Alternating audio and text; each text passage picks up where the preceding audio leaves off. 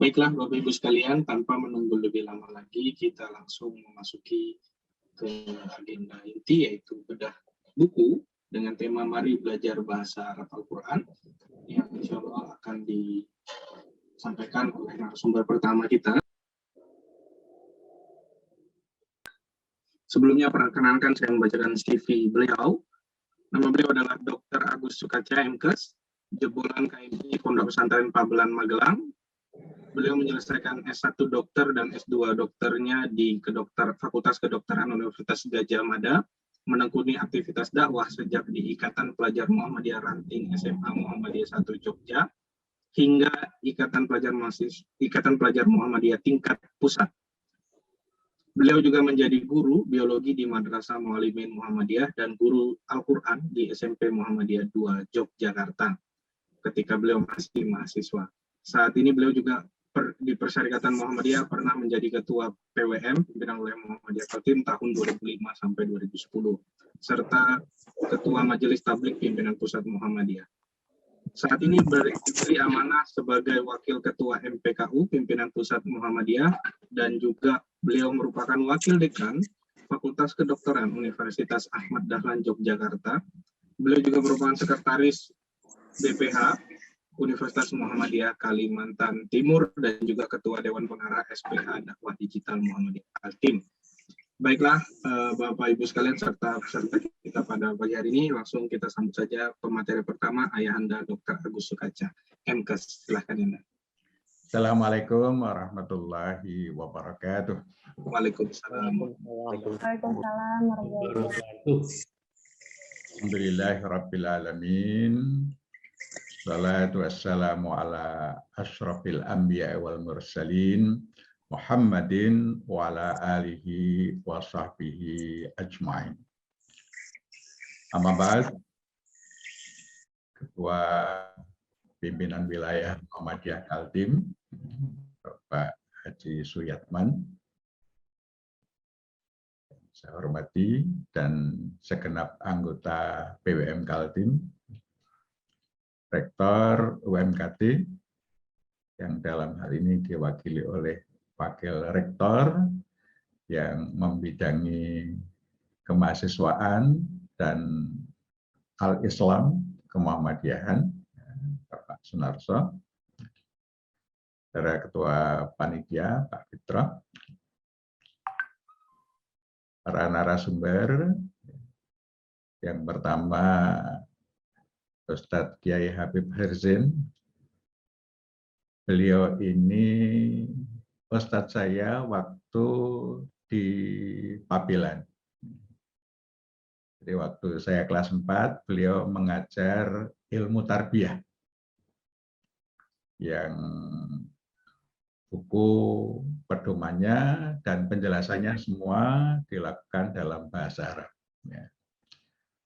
Di samping itu, ya, Ustadz Habib ini juga istimewa bagi saya karena saya berbagi cucu dengan beliau.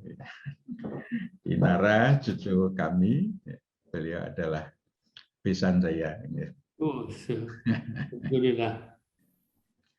Kemudian yang kedua, Prof. Harun, ya, alhamdulillah, yang bidangi AIK, ya, MKDU di UMKT dan AIK. Keluarga beliau ini juga istimewa bagi saya, karena yang menyampaikan khutbah nikah pada waktu saya menikah itu ayah beliau, dan bersahabat sangat baik dengan mertua saya di Klaten, sehingga sangat istimewa bagi saya. Para tamu undangan, segenap anggota pimpinan daerah Muhammadiyah, pimpinan cabang ya, Muhammadiyah, ya, pimpinan wilayah Aisyah, pimpinan cabang Aisyah, ya, dan juga para tetamu dari berbagai universitas Muhammadiyah, ya, PTM, dan juga beberapa sahabat-sahabat saya yang hadir, tadi ada Kang Agus Kusnadi dan lain-lain. Alhamdulillah, ya, saya sangat bersyukur di pagi ini dapat bersilaturahim, bermuajahah dengan Bapak Ibu sekalian dalam acara launching dan bedah buku Mari Belajar Bahasa Arab Al-Quran. Saya mohon izin untuk bisa share screen. Nah, buku ini, buku Mari Belajar Bahasa Arab Al-Quran, Bapak Ibu sekalian, ini sebenarnya merupakan bagian penting dari gerakan Mari Belajar Bahasa Arab Al-Quran. BWM Kaltim ya, telah mencanangkan ya, gerakan Mari Belajar Bahasa Arab Al-Quran. Idealnya, Bapak-Ibu sekalian, ya, umat Islam itu paham dan akrab dengan Al-Quran dan As-Sunnah. Idealnya ya, seharusnya mereka akrab ya, dengan Quran dan As-Sunnah, dalam arti mereka mengerti bahasa Arab Al-Quran, membaca Al-Quran setiap hari, dan khatam sekurang-kurangnya sekali dalam 1 bulan. Bagaimana ketika sahabat Abdullah bertanya kepada Rasulullah, ya Rasulullah, fikam akra'ul Quran. Dalam berapa lama kami harus menghatamkan Al-Quran? Dijawab beliau, fi syahrin, dalam 1 bulan. Nah, meskipun kemudian para sahabat ini menyampaikan bisa lebih cepat dari itu, tapi dikunci oleh Rasulullah jangan kurang dari 3 hari. Karena dengan membaca Quran kurang dari 3 hari, ya, ini kamu tidak akan memahaminya. Nah, sehingga dengan akrab dengan Quran ini diharapkan apa? Berpikiran Qurani. Setiap umat Islam itu cara berpikirnya adalah cara berpikir Qurani, sehingga di dalam memutuskan apapun, mau melakukan atau tidak melakukan suatu perbuatan, pertimbangannya adalah pertimbangan Quran. Kita di dalam 1 hari ada puluhan, ratusan keputusan yang kita lakukan ya, selama 24 jam. Ini idealnya pertimbangannya adalah Quran. Kita memutuskan tidak melakukan kalau itu tidak sesuai dengan Quran, dan kita memutuskan melakukan sesuatu perbuatan kalau itu sesuai dengan Al-Quran. Ini di dalam kerangka idealnya. Namun faktanya, Bapak Ibu sekalian, yang bisa baca Al-Quran dengan benar itu lebih sedikit daripada yang tidak bisa. Ini saya pernah melakukan tes ya, kepada karyawan amal usaha Muhammadiyah yang sempat saya pimpin ya, dari 400 pegawai. Itu yang bacaan Al-Qur'annya itu oke, artinya sudah cukup baik. Itu ternyata tidak sampai 100. Jadi kurang dari 100. Jadi hanya dalam jumlahnya 25% dari total pegawai. Nah, ini amal usaha Islam, ya, amal usaha Islam. Nah, kok yang lancar baca Al-Quran itu masih kisaran di bawah 25%. Meskipun ini sebenarnya sudah ada gerakan yang luar biasa dengan gerakan Iqra, ya, tetapi ternyata memang masih banyak yang belum bisa. Nah, dari mereka yang bisa baca Al-Quran, 25% ini, kira-kira yang mengerti bahasa Arab Al-Quran seberapa? Tentu jauh lebih sedikit. Ya. Saya kebetulan masuk tim untuk wawancara AIK dari dosen-dosen, ya, dari calon-calon dosen. Ini hampir semuanya itu ketika diminta membaca Al-Quran, ada yang bisa, ada yang belum bisa, ya. Tetapi ketika ditanya bagaimana artinya, hampir semuanya tidak bisa mengartikan. Ini tentu ini menjadi sesuatu yang memprihatinkan. Ya. Jadi yang mengerti bahasa Al-Quran itu dalam jumlah yang masih kecil. Nah, masalahnya yang pertama, kita punya masalah yang menurut saya ini cukup serius. Memahami Al-Quran belum menjadi impian atau visi dari institusi Islam, para pemimpinnya, dan setiap umat Islam. Jadi kita, institusi pendidikan kita, itu masih belum menjadikan memahami Al-Quran ini menjadi visi atau menjadi impian. Sehingga semuanya bergerak. Bagaimana mewujudkan, memahami Al-Quran ini kita wujudkan. Ini institusinya belum, para pemimpinnya juga belum, tentu umat Islam juga lebih banyak yang belum, meskipun ada 1-2 yang sudah memahami, ya, atau yang sudah mempunyai impian. Tetapi sebagian besar itu masih belum punya impian. Sehingga akibatnya apa? Karena impian saja juga belum, maka proses untuk wujudkan itu kan juga menjadi sulit.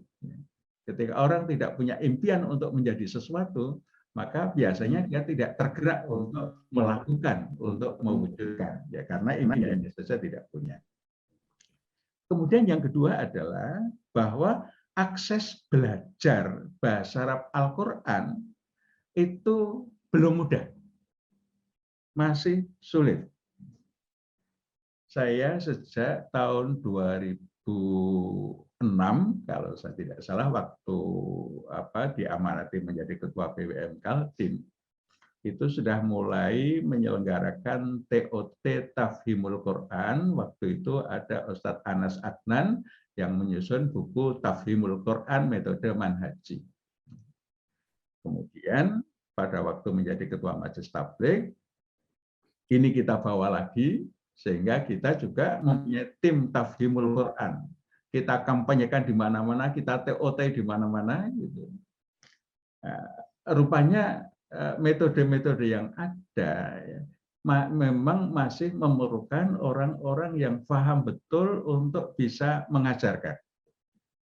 Sehingga gerakan ini perkembangannya belum sesuai dengan harapan. Perkembangannya sangat lambat sekali. Di Jogja ada Ustadz Zaini Munir yang berjuang untuk itu, tapi jamaahnya juga masih sangat terbatas dibandingkan dengan jumlah umat yang seharusnya memahami atau mengerti. Ini masalah yang kita hadapi bersama.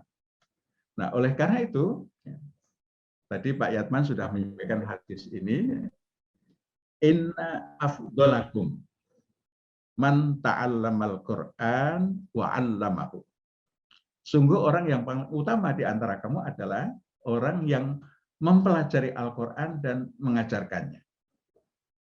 Ini apresiasi yang luar biasa ya, dari Allah Subhanahu wa Ta'ala yang disampaikan oleh Nabi kita, bahwa belajar dan mengajarkan Al-Quran itu akan membawa kita menjadi afdolukum, orang yang paling afdol di antara kamu sekalian. Nah, oleh karena itu, ya, ini gagasan ya di BWM, mari kita lakukan gerakan belajar mengajar Al-Quran. Sehingga kita membangun visi generasi yang Qur'ani. Nah, visi ini sebenarnya untuk PTM, Fakultas Kedokteran, ya ada 12 fakultas kedokteran di lingkungan Muhammadiyah, di lingkungan PTM, itu sudah menyusun namanya standar karakter dan kompetensi dokter Muhammadiyah. Di dalam buku SKKDM ini, di situ termasuk standar kompetensi dokter Muhammadiyah adalah memahami Al-Quran, mengerti bahasa Arab Al-Quran. Hanya memang proses penerapannya sampai sekarang juga masih mencari bentuk karena belum ada buku yang bisa dijadikan pedoman dan mudah disampaikan. Buku yang ada itu kesulitan untuk mencari pengajar. Sebagai pengalaman, ya, ketika di UAD mencari siapa yang bisa mengajarkan, itu ternyata tidak mudah. Ya. Ketika kita sampaikan ke LPSI, ternyata tenaga untuk itu belum ada. Inilah aksesnya menjadi sulit, tetapi visinya sebagian sudah mulai membangun. Nah, oleh karena itu, ya, didorong oleh beberapa hal tersebut, ya, ini UMKT lewat Ma'had Al-Quran Hasan bin Ali, ya, ini mencoba untuk menyusun buku yang mudah untuk bisa dipelajari dan mudah untuk mengajar. Nah, timnya ini ada 3, ya, saya menjadi ketua timnya. Nah, di samping juga ada Ustadz Mujni Mursaha. Ya. Beliau ini adalah mudir Ma'had, ya. Alumni Al-Azhar Kairo, ya. S2-nya juga di Mesir. Yang kedua adalah Ustadz Junaidi Alsi, ini dosen Ma'had Al-Quran Hasan bin Ali. Ya. Ini juga alumni Libya Bahasa Arab di Jakarta, Ma'had Al-Lughah Al-Arabiyah di Madinah, dan S1-nya juga di Madinah. Mencoba untuk menyusun buku untuk memudahkan proses belajar mengajar bahasa Arab Al-Quran ini. Jadi alhamdulillah ini buku pertama sudah terbit. Ini adalah upaya untuk mempermudah proses belajar mengajar Al-Quran. Sehingga semua bisa belajar dan semua bisa mengajar. Ini konsepnya adalah konsep ya sambil belajar, ya sambil mengajar. Bahan pembelajarannya itu 3 juz awal Al-Quran. Juz pertama, juz kedua, dan juz ketiga. Nah, juz pertama ini nanti dijadikan 2 buku. Buku pertama yang sudah terbit ini membahas Quran surah Al-Fatihah, ya, dan Al-Baqarah sampai ayat 69. Pada buku pertama ini kita belajar arti kosakata bahasa Arab dan mengenali jenisnya. Tapi baru sampai pada ini masuk harf, masuk isim atau fi'il. Belum lebih jauh dari itu. Ya, dalam buku pertama ini yang paling penting adalah mulai mengenal, mengerti kosakata. Buku kedua, alhamdulillah buku kedua ini bahannya sudah siap, tinggal tahap akhir dari editing, ya. Dan mudah-mudahan nanti segera menyusul, segera terbit. Ini yang kita kaji adalah Al-Baqarah ayat 70 sampai 141. Ini memperkaya perbendaharaan kosakata dan mengenali macam harf, isim, dan fi'il agak lebih dalam, tapi belum dalam betul. Ya. Ya, kalau isim itu masuk isim mustaq atau jamid, ya. Kemudian fi'il itu fi'il madzi atau fi'il mudhari atau fi'il amr, ya. Baru sebatas itu. Nah, yang paling penting masih pada mengerti arti dari kosakata yang ada pada ayat 70 sampai 141 Al-Baqarah. Kemudian nanti di juz 2 kita belajar ilmu shorof. Juz 2 ini Ustadz Musni sudah mulai menyusun, ya, untuk buku ketiga. Ya. Mudah-mudahan ini juga bisa mengikuti. Ya. Nanti buku keempat itu juga masih kajiannya tentang shorof. Ya. Yang juz ketiga ini 2 buku juga. Ya. Buku kelima itu juga masih memperkaya perbendaharaan kosakata dan nahwu. Ya. Buku 6 juga lanjutannya, masih bahasanya soal nahwu. Nah, Bapak Ibu sekalian, dengan 3 juz ini, maka sudah lebih dari 80% kosakata yang terdapat di dalam Al-Quran itu kita ketahui. Sehingga dengan belajar 3 juz, maka untuk membaca ayat-ayat setelahnya, itu kita sudah mempunyai bekal 80% lebih. Proses selanjutnya adalah proses mandiri dengan tadarus. Insya Allah pelan-pelan kita akan semakin memahami Al-Quran. Nah, 6 buku ini kalau di dalam dunia pendidikan tinggi, 1 buku itu kurang lebih bisa diselesaikan 1 semester dengan bobot 1 SKS. Jadi 1 jam tatap muka, ya, kemudian selebihnya belajar mandiri dan setoran. Sehingga 1 buku itu dengan bobot 1 SKS bisa diselesaikan 1 semester. Sehingga untuk kita mempelajari bahasa Arab Al-Quran, ini cukup dengan bobot 6 SKS. Ini kita sudah bisa selesaikan. Nah, metode pembelajarannya adalah dengan taklim, ya, mentoring, tanya jawab, ya, dengan pengalaman belajar. Setiap mahasantri atau yang belajar adalah mengikuti taklim, menirukan bacaan, ya, mengulang-ulang, ya, menghafal, ya, dan mereview. Dengan model seperti ini, ya, tiap kata, ya, misalnya zalikal kitabul la raiba fihi hudal lil muttaqin. Ini kita urai kata-katanya, kosakatanya apa saja. Zalika, alkitab, la, raiba, dan seterusnya. Kemudian artinya apa, jenisnya apa. Nah, ini kita pelajari, ya, arti dan jenisnya. Sekaligus ini kita juga untuk membenarkan cara melafalkan. Sehingga ini sekaligus juga bisa untuk apa? Untuk tahsin. Zalika, alkitab, la, raiba, dan seterusnya. Nah, ini setelah kita belajar, kemudian nanti kita lakukan review. Ya, ini pada tiap buku itu ada reviewnya. Nah, di dalam review ini kita belajar atau mencoba untuk melafalkan kalimah-kalimah yang ada ini, kemudian kita mengartikan. Nah, kita melihat yang kosong ini harus otak kita bisa mengisi dan bisa tahu jenisnya jenis apa. Ini cara kita mereview, ya, kita sudah menguasai apa yang kita pelajari atau belum. Nah, selanjutnya ini juga untuk mempermudah kita belajar, ya. Kalau misalnya mengalami kesulitan pembimbing ustadz, ya, maka sudah ada suplemen taklim, ya, yang sekarang sudah ada di channel Golden Habit. Untuk 12 kelompok ini sudah ada panduannya. Jadi tinggal mengikuti di channel-channel ini, kita bisa belajar secara mandiri dan terbimbing.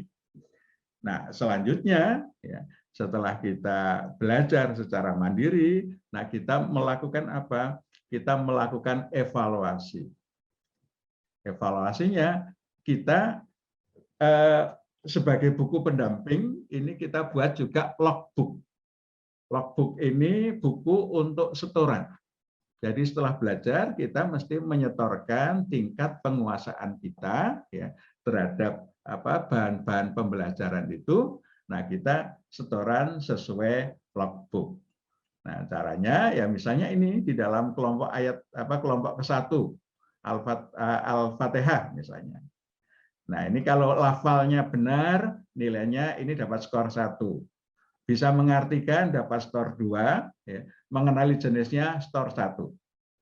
Skornya 1. Sehingga satu kata ini mempunyai skor 4, ya, kalau benar. Jadi skornya 4 setiap kata kalau benar. Misalnya ini bi, melafalkannya benar, mengartikannya, oh ini artinya dengan, berarti skornya 2. Jenisnya apa? Harf, berarti skornya 4. Nah, nanti semua ini ada skornya. Nah, ini skor ini nanti yang membuat adalah pembimbing. Ya, pembimbing yang membimbing kita belajar Al-Quran ini. Selesai setoran di paraf, demikian seterusnya. Logbook itu menyangkut semua apa yang mesti kita pelajari.